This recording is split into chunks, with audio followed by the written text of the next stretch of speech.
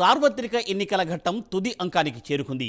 ఈ రోజుతో 7వది చివరి దశ లోక్సభ ఎన్నికల ప్రచార ఘట్టానికి తెరపడింది. దీంతో 2 నెలలుగా కొనసాగుతున్న ఎన్నికల ప్రక్రియ జూన్ 1వ తేదీన జరిగే 7వ దశ పోలింగ్తో పూర్తి కానుంది. 7 రాష్ట్రాల్లోని 57 లోక్సభ సీట్లకు ఈ దశలో ఎన్నికలు జరగనున్నాయి. మొత్తం 904 మంది అభ్యర్థులు రంగంలో ఉన్నారు. 7వ దశలో ఉత్తరప్రదేశ్లో 13 లోక్సభ స్థానాలకు ఎన్నికలు జరగనున్నాయి.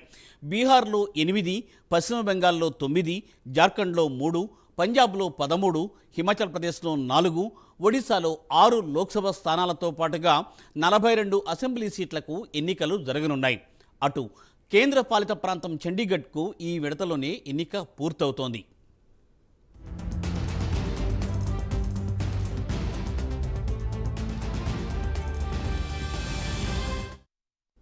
జూన్ 1వ తేదీన జరిగే ఎన్నికలతో దేశవ్యాప్తంగా 543 స్థానాలకు ఎన్నికల ప్రక్రియ పూర్తవుతోంది.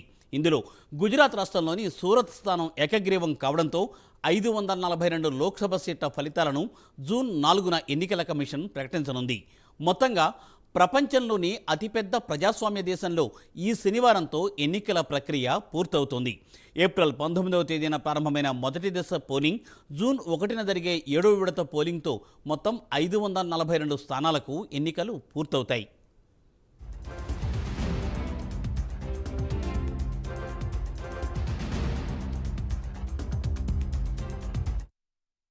ప్రధాని మోదీ పోటీ చేస్తున్న వారణాసి లోక్సభ స్థానంపై ఎక్కువగా చర్చ జరుగుతోంది.